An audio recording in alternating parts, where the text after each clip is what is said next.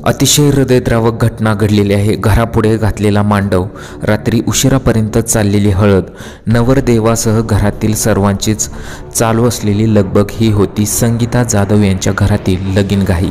त्यांच्या एकुलत्या एक मुलाचा विवाह सोहळा होता। शुक्रवारी पुण्याहून महाड येथे लग्न सोहळा करिता चाललेल्या वराडतील खाजगी ट्रॅव्हल्स कंपनीच्या बसचा अपघात झाला।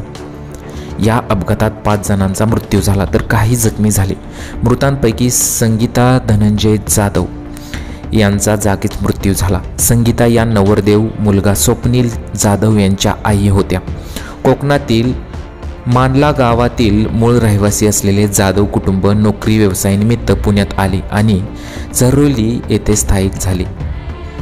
वडील धनंजय हे रिक्षा चालक आहेत तर आई खाजगी नोकरी करत होती। मुलगा धनंजय हाही खाजगी नोकरीला होता। सकाळी घरातून निघताना वडील 4 चाकीने पुढे गेले तर आई संगीता या बसमध्ये बसल्या। गुरुवारी रात्री उशिरापर्यंत जाधव यांच्या घरी हळदीचा कार्यक्रम सुरू होता।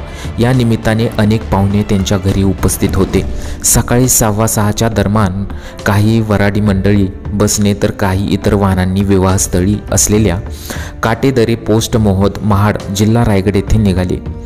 तामिनी घाटाच्या आसपास चालकाचे बसवरील नियंत्रण सुटले आणि बस एका बाजूवर उलटली।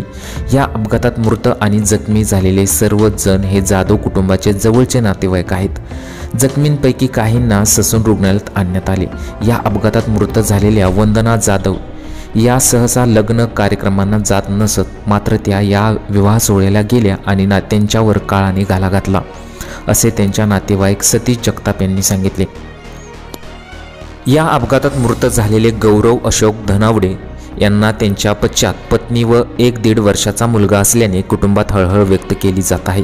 या अपघातात मृत झालेल्या शिल्पा प्रदीप पवार या नवरदेवाच्या भावजय आहे तर एका मृतांची ओळख अद्याप पटलेली नाही। बसचा भीषण अपघात झाल्यानंतर लग्न सोहळ्यात अडथळा येऊ नये याकरिता नातेवाईकांनी समयसूचकता दाखवत नवरदेव मुलगा व त्याचे वडील यांना त्यांची पत्नी संगीता गेल्याचे कळवले नाही। किरकोळ अपघात झाल्याचे कळून लग्न सोहळा आटपून घेतला। लग्न सोहळ्याहून घरी येईपर्यंत दोघेही याबाबत अनभिज्ञ होते। एकुलत्या एक मुलाचा होऊ घातलेला विवाह सोहळा न पाहता संगीता यांचा मृत्यू झाल्याने कुटुंबात तसेच परिसरात हळहळ व्यक्त केली जात आहे।